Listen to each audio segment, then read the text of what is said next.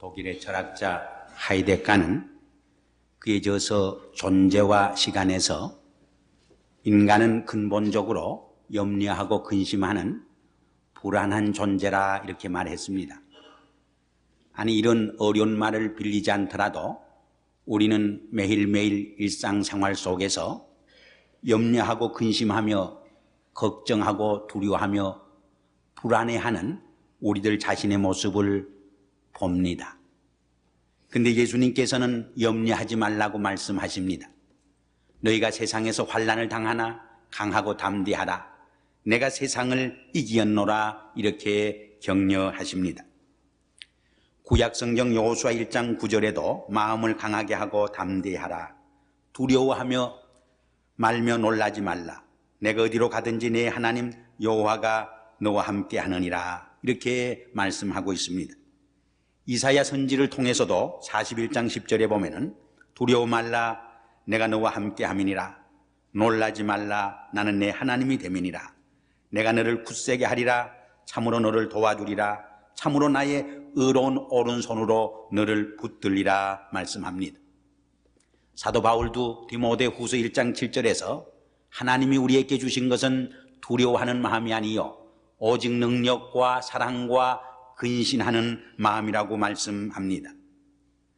어떤 이가 신구약 성경을 쭉 읽어보니까 염려하지 말라, 근심하지 말라, 두려워하지 말라 하는 말씀이 365번 기록되어 있다고 말을 했습니다. 그것이 얼마나 정확한지는 알 수 없지만은 대단히 중요한 교훈을 우리에게 던져줍니다. 1년 365일 동안 매일매일 염려하지 말고 두려워하지 말고 인생을 살라고 하는 중요한 교훈이 거기 담겨져 있기 때문입니다. 우리가 염려하지 말아야 할 이유를 지난 주일 몇 가지로 생각을 해봤습니다. 첫째는 염려하는 것이 우리에게 무익한 때문입니다. 염려가 우리를 도와주는 것이 없습니다. 염려는 우리의 문제를 해결해 주는 것이 아니라 오히려 우리의 문제를 복잡하게 만들고 우리의 문제를 혼돈시켜 줍니다. 두 번째로 한 걸음 더 나아가서 염려는 무익할 뿐만 아니라 우리의 인격과 영혼을 병들게 하고 질식시키며 파괴시키는 무서운 적이 된다고 말씀을 했습니다. 알볼리스라고 하는 의사도 우리의 위장병의 80% 이상이 신경성에서 온다 그렇게 주장을 하고 있습니다. 아니, 우리의 위장병뿐만 아니라 우리의 대부분의 정신적, 육체적, 영적 병이 이 염려하고 근심하는 데서 출발되어지는 것을 우리는 알 수 있습니다. 뉴욕의 유명한 리버사이드 교회의 목사였던 포스틱 박사도 이런 이야기를 했습니다. 콜로라도 주의 롱어이 봉우리에 400년이나 묵은 큰 거목이 있었습니다. 그 나무는 콜럼버스가 미국 대륙을 발견할 적에 적은 묘목으로 심겨졌습니다. 그 위에 청교도들이 프리마스에 상륙했을 때는 제법 큰 나무로 성장했습니다. 지난 400년 동안 14번의 벼락을 맞고 여러 가지 광풍과 눈보라 속에서도 꿋꿋이 넘어지지 아니하고 서 있을 수 있었습니다. 근데 얼마 전에 그 나무 뿌리로부터 그 벌거지 몇 마리가 깔아먹기 시작을 해서 그만 그 나무를 넘어뜨리게 했다고 하는 것입니다. 마치 염려는 우리의 인간에게 있어서 딱벌거지 같은 이런 벌레거지 같은 존재라고 하는 것입니다. 우리가 광풍과 시련과 환난에서도 꿋꿋이 서 있을 수 있었지만은 염려가 우리의 인격을 스며들 적에 우리의 심령을 스며들게 될 적에 우리는 힘없이 맥없이 쓰러지고 넘어지게 된다고 주장을 했습니다. 경찰이 죄수들을 신문할 적에 머리 위에다가 물통을 달아놓고 물방울을 한 방울 한 방울 떨어뜨린다고 합니다. 처음에는 그것이 대수롭지 않은 것이지만은 계속 물방울이 떨어지는 순간 그 물방울이 마치 쇠망치로 머리를 때리는 것 이상으로 큰 충격을 주고 타격을 주어서 정신을 잃게 되고 미치게 된다는 것입니다. 우리의 염려라고 하는 것은 처음에는 보잘것없는 존재 같지만은 마지막에 가서는 우리의 인격과 영혼을 질식시키고 파멸시키는 무서운 적이 된다고 하는 사실인 것입니다. 우리가 염려에 빠져들게 될 적에 삶이 마비를 일으키게 됩니다. 완전히 기능 마비를 불러일으키게 됩니다. 그래서 우리는 삶의 용기도 상실하게 되고 삶의 지혜도 잃어버리게 되고 또한 모든 사물을 건전하게 판단할 수 있는 지식도 마비되는 것입니다. 저쪽 끝에 새 가능성의 창문이 열려있는 것을 바라보지 못하게 합니다. 우리의 눈을 멀게 하는 것입니다. 항상 불가능성에 사로잡히게 하고 언제나 부정적인 사고에 붙들려서 우리의 삶을 파괴시키는 모습을 우리는 볼 수 있습니다. 세 번째로 염려는 믿음이 없는 이방 사람들이 하는 것이기 때문에 우리는 염려하지 말아야 한다고 말씀을 했습니다. 신앙과 염려는 반비례한다고 했습니다. 신앙이 있으면 있을수록 염려를 이기고 극복할 수 있습니다. 신앙이 옅으면 옅을수록 우리는 염려의 포로가 되고 염려의 종이 될 수밖에 없는 것입니다. 그러므로 우리 믿는 성도들은 모든 세상의 염려와 근심과 걱정거리를 주님께 맡기고 주님께서 주시는 평안한 마음을 지니고 인생을 살아갈 수 있어야 한다고 하는 것입니다. 그렇다고 해서 이 말이 사람들이 해야 할 계획이나 책임을 등한시하고 무책임하게 인생을 살아가야 한다고 하는 말은 아닙니다. 오히려 더 성실하게 책임있게 살아가야 할 것을 의미하는 것입니다. 얼마 전에 자동차에 초신자 한 분을 태우고 드라이브를 했습니다. 이 목사들은 늘 시간에 쫓기다 보니까 운전을 좀 빨리 하는 습성들이 있습니다. 운전을 조금 빨리 했더니 좀 불안한 생각이 들었던지, 그렇지만은 목사님은 하나님이 같이 하시는 거니까 괜찮겠지요 그러더라고요. 그래서 제가 그분에게 그런 말을 했습니다. 아무리 믿는 성도라도 목사나 장로라도 하나님의 법과 세상의 법을 잘 지킬 적에 하나님이 더 함께 하시고 축복하는 것이지 하나님의 법이나 세상의 법을 지키지 않을 적에 사고가 나는 법이라, 이런 말을 설명한 일이 있습니다. 그래서 미국 사람들이 만든 조크 중에도 이런 이야기가 있습니다.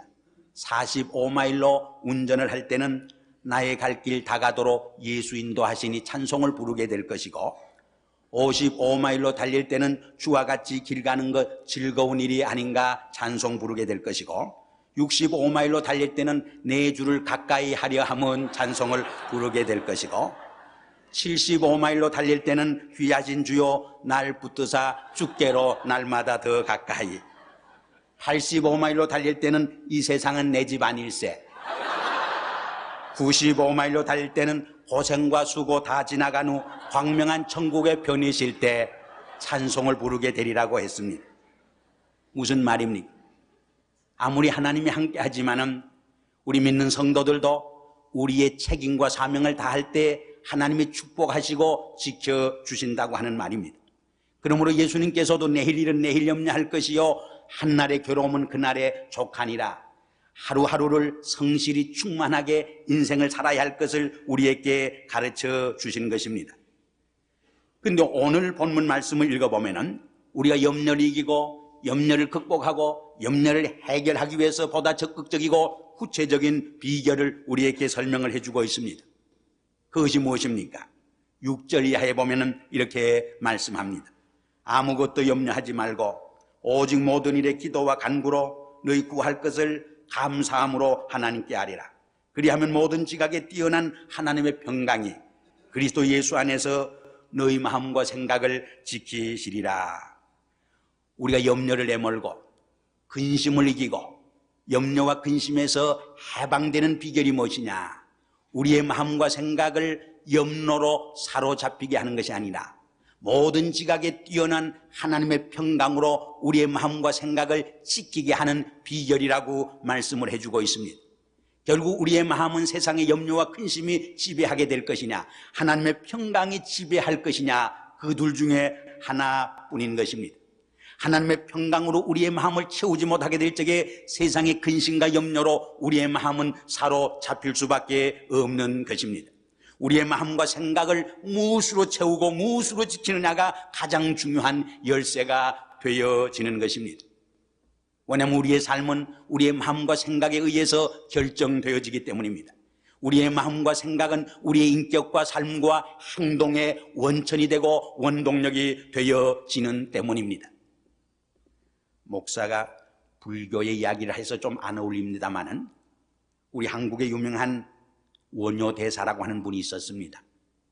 그분은 당나라의 진리를 탐구하기 위해서 길을 떠났습니다. 그런데 하루 저녁에 길을 잃고 몹시 방황을 하다가 어느 초막집에 들어가서 한잠 잤습니다. 밤을 새웠습니다. 그런데 자다가 너무 목이 마르고 갈증이 나서 손을 더듬거려서 바가지에 있는 물을 마셨습니다. 얼마나 꿀맛인지 시원했습니다. 그런데 밤을 자고 새벽에 깨어보니까 자기가 잔 곳은 공동묘지입니다. 그리고 어젯밤에 마신 물은 해골에 있는 물이었습니다. 그것을 깨달은 순간 어제 저녁에 그렇게 꿀처럼 달았던 물이 얼마나 구토증을 불러일으키고 쓴 물이 되었는지 모릅니다. 그는 조용히 생각했습니다. 꽃 같은 물이 어떻게 어젯밤에는 그렇게 꿀처럼 달았고 오늘 아침에 이렇게 쓴 구토증을 불러일으키게 되는가. 그때 그는 하나의 진리를 깨달았습니다. 그것은 물 자체에 있는 것이 아니라 내 마음과 내 생각 때문이라고 하는 것을 깨닫게 된 것입니다. 그래서 그는 진리를 거기에서 터득한 것입니다. 그래서 당나라로 가는 길을 포기하고 다시 한국으로 돌아와서 진리를 설파했다 하는 이야기가 있습니다. 우리 기독교에서도 마음의 중요성을 강조합니다. 결국 우리의 마음과 생각이 우리의 인격과 생활을 좌우하는 원천이 되어지는 것입니다. 우리의 마음과 생각을 무엇으로 채우느냐, 세상의 염려와 근심으로 채우느냐, 하나님의 평강으로 채우느냐에 따라서 우리의 삶은 결정지어지는 때문입니다. 근데 여기 보면은 하나님의 평강을 설명하는 말씀 가운데서 하나님의 평강을 이렇게 설명을 합니다. 모든 지각에 뛰어난 하나님의 평강이라고 설명을 합니다. 영어 성경에는 beyond human understanding, 모든 인간의 지식과 이해를 초월하는 놀라운 하나님의 평강이라고 하는 뜻입니다. 이 세상이 갖다주는 평강은 일시적입니다. 순간적입니다. 잠시 있다가 없어지는 평화에 불과합니다. 이라크의 전쟁이 끝난 줄 알았는데 여전히 거기에 참된 평화는 깃들지 못하는 것을 봅니다. 여전히 내전과 불안과 근심이 그 땅을 지배하고 있는 모습을 봅니다. 이것이 세상이 갖다주는 평화입니다. 이것이 인간들이 갖다주는 평화입니다. 그러나 하나님이 갖다주는 평화는 영원한 평화요 참된 평화가 되는 것입니다. 그래서 예수님도 요한복음 14장 27절에서 말씀하셨습니다. 평안을 너희에게 끼치노니 곧 나의 평안을 너희에게 주노라. 내가 너희에게 주는 평안은 세상이 주는 평안과 같지 아니하느니라. 그러므로 너희는 마음의 근심도 말고 두려워도 말라고 하셨습니다. 세상이 주는 평안은 세상이 빼앗아갑니다. 그러나 세상이 주지 않은 하나님의 평안은 세상이 빼앗아갈 수 없는 평화입니다. 세상이 준 것은 세상이 좌우하지만은 세상이 주지 못한 것은 세상이 빼앗아갈 수 없기 때문입니다. 오직 하나님만이 주관하시는 참된 평안이 되는 때문인 것입니다. 그런데 이러한 모든 지각에 뛰어난 하나님의 평강으로 우리 마음을 채우기 위해서 우리가 무엇을 해야 할 것인가? 그 비결을 사도 바울은 오늘 본문에서 몇 가지로 설명해 줍니다. 첫째가 4장 4절에 기록된 말씀입니다. 주 안에서 항상 기뻐하라. 내가 다시 말하노니 기뻐하라는 말씀입니다. 잠언 17장 22절에도 마음의 즐거움은 양약이라도 심령의 근심은 뼈를 마르게 하느니라 했습니다. 여러분, 보약이 따로 있는 것이 아닙니다. 마음의 즐거움이 우리의 영혼의 건강과 육신의 건강을 채워주는, 이끌어주는 보약이 됩니다. 늘 우리가 주 안에서 항상 기뻐하고 즐거워할 적에 영육간에 건강하게 됩니다. 혈액순환이 잘 되어서 건강하게 되는 것입니다. 어떤 이가 말하기를 하루에 3번씩만 정말 기쁘게 웃으면은 약이 필요 없고 의사가 필요 없다 그랬습니다. 하긴 의사가 필요 없어도 의사님들이 큰일 나지만은 그만큼 우리의 내적 웃음, 내적 기쁨은 우리에게 건강을 약속해 준다는 말입니다.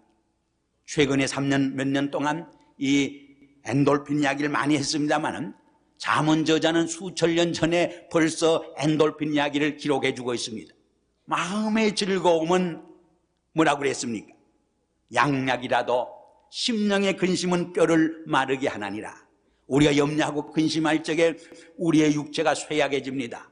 아무리 보약을 먹어도 그 보약으로 우리를 치유할 수 없게 되는 것입니다. 그러므로 항상 주 안에서 기뻐하는 것이 우리의 염려와 근심을 내몰고 하나님의 평안을 우리의 삶 속에 심는 비밀이 되고 비결이 된다고 하는 것을 우리는 기억해야 합니다. 그러나 세상의 참된 기쁨과 즐거움이 어디에 있습니까? 세상이 주는 기쁨은 순간적입니다. 기쁨 같지만은 실은 슬픔에 불과한 것입니다. 그래서 오늘 본문에 보면은 주 안에서 항상 기뻐하라고 했습니다. 예수 그리스도 안에만 참된 기쁨이 있다고 하는 말입니다. 예수 그리스도의 십자가가 주는 기쁨만이 참된 영원한 구속의 기쁨이요, 예수 그리스도의 부활을 통해서 주시는 기쁨만이 영원한 소망이 되는 참된 기쁨이요, 즐거움이요, 웃음이 된다고 하는 뜻인 것입니다. 두 번째로 5절에 보니까 너희 관용을 모든 사람에게 알게 하라고 했습니다. 주 안에서 항상 기뻐하는 것이 나와 나 자신의 관계라고 하면은 우리의 관용을 이웃에게 알게 하는 것은 나와 이웃과의 관계성을 의미합니다. 우리의 내적 삶에 균형이 깨어지고 부조자가 찾아와도, 갈등이 찾아와도 염려와 근심이 찾아오고 하나님의 평강이 사라지지만 우리의 이웃과의 외적 관계 속에서도 갈등이 생기게 되면 우리의 삶 속에 염려와 근심이 깃들게 되고 우리의 삶 속에 하나님의 평강이 사라지게 되는 것을 우리는 볼 수 있습니다. 우리 인간은 홀로 살아가는 존재가 아니라 인간 관계 속에 살아가는 관계적인 존재입니다. 그러므로 다른 사람과의 올바른 관계성 속에서, 사랑의 관계성 속에서 우리는 염려와 근심을 이기고 하나님의 주시는 참된 평안을 맛볼 수 있음을 우리는 기억을 해야 합니다. 세 번째로 6절에 보면은 아무것도 염려하지 말고 오직 모든 일에 기도와 간구로 너희 구할 것을 감사함으로 하나님께 아뢰라고 했습니다. 이것은 하나님과 나와의 관계성을 말합니다. 4절 말씀이 나와의 관계성을 의미하면 5절 말씀은 나와 이웃과의 관계성을 의미하는 것이고 이 마지막 6절 말씀은 나와 하나님과의 관계성을 의미합니다. 참된 평화, 하나님의 평화는 어떤 사람에게 깃드느냐? 하나님과의 믿음의 기도, 영적인 교제를 늘 게을르지않게 하는 성도들의 삶 속에 찾아온다는 이야기입니다. 그래서 빈센트는 평화는 신앙적 기도의 열매라고 주장을 했습니다. 믿음의 기도가 있는 곳에 하나님의 평화가 깃들게 된다는 말입니다. 세상의 염려와 근심이 사라지고 하나님의 샬롬이 주어지게 된다고 하는 말입니다. 바울도 로마서 14장 7절에서 하나님의 나라는 먹는 것과 마시는 것이 아니요 오직 성령 안에서 의와 평강이니라 했습니다. 하나님 나라는 다투는 삶에 있지 아니하고 화평의 삶에 있는 것입니다. 근데 그 화평은 어떤 사람에게 주어지느냐? 하나님과의 깊은 영적 사귐 속에 있는 사람에게 주어지는 하나님의 축복의 선물인 것입니다. 고린도후서 7장 10절에 보면 세상 근심은 사망을 이룬다고 했습니다. 그러나 하나님과의 깊은 영적 교제 속에 있는 사람에게는 그리스도 안에서의 내적 자유함을 체험합니다. 내적 평안함을 맛보게 됩니다. 아니, 이 땅에서 먼저 하나님 나라를 체험하며 살아갈 수 있게 되는 것입니다. 크리스찬은 홀로 있어도 외롭지 않습니다. 왜냐하면 하나님이 우리와 함께 하시기 때문입니다. 크리스찬은 홀로 있어도 염려할 것이 없습니다. 주님의 평강이 우리를 지켜주시기 때문입니다. 크리스찬은 홀로 있지만은 두렵지 않습니다. 왜냐하면 주님의 능력이 나와 함께 하시기 때문입니다. 특별히 하나님께 기도와 간구로 아뢰되 감사함으로 아뢰라고 말씀합니다. 케네디 목사는 감사가 없는 기도는 기도의 날개를 잘라버린 것과 같다고 말을 했습니다. 감사는 성숙한 크리스찬의 삶의 모습이요, 우리의 기도가 하나님 앞에 빨리 상달되게 하는 비결이 된다고 하는 의미입니다. 윌리엄 버클레이는 우리 크리스찬들이 어떠한 역경과 환경 속에서도 하나님 앞에 감사함으로 아뢰일 수 있는 비결은, 이유는 다음 세 가지 이유 때문이라고 말했습니다. 첫째로 우리는 반드시 우리의 유익만을 위해 구하시는 하나님의 사랑을 믿고 있기 때문입니다. 두 번째로 우리는 우리에게 가장 좋은 것이 무엇인지를 아시는 하나님의 지혜를 믿고 있기 때문입니다. 세 번째로 우리는 우리에게 최선의 것만을 일어나게 하시는 하나님의 능력을 믿는 때문입니다. 그래서 사도 바울도 로마서 8장 28절에서 하나님을 사랑하는 자, 그 뜻대로 부르심을 입은 자에게는 모든 것이 협력하여 선을 이루나니라 말씀했습니다. 오늘 이 시간 우리는 염려와 근심을 내몰고 하나님의 평화를 우리의 삶 속에 심는 비결을 생각해 봤습니다. 염려와 근심 대신에 우리의 삶 속에 하나님의 평강이 우리의 마음과 생각을 지키게 하시기 위해서는 먼저 주 안에서 항상 기뻐하는 삶에 있습니다. 둘째는 우리의 관용을 다른 사람에게 알게 하는 삶에 있습니다. 그리고 염려와 근심 대신에 하나님의 평강이 우리의 마음과 생각을 지키도록 감사함으로 하나님께 아뢰는 영적 교제의 삶 속에 있음을 여기에서 말씀하고 있습니다. 이러한 참된 하나님의 평강이 우리의 마음과 생각을 지켜주시는 은혜와 축복이 깃들기를 주의 이름으로 기원합니다. 기도하시겠습니다. 아버지 하나님, 염려와 근심이 많은 세상 속에서 우리는 하루도 불안과 걱정 속에서 살지 않으면 안 되는 이 어려움 속에 있지만은 주님께서는 조용히 시간도 염려하지 말라고, 두려워하지 말라고 음성을 들려주시니 감사합니다.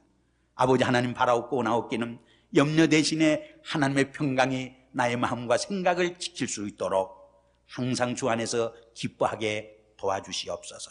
우리의 관용을 이웃에게 알게 하도록 도와주시옵소서. 그리고 염려 대신에 항상 감사함으로 하나님께 도구하는 영적 교제 속에서 주님의 평강을 체험하며 살게 은총을 베풀어 주시옵소서. 예수 그리스도 이름으로 감사하며 기도하옵나이다. 아멘. 공동체를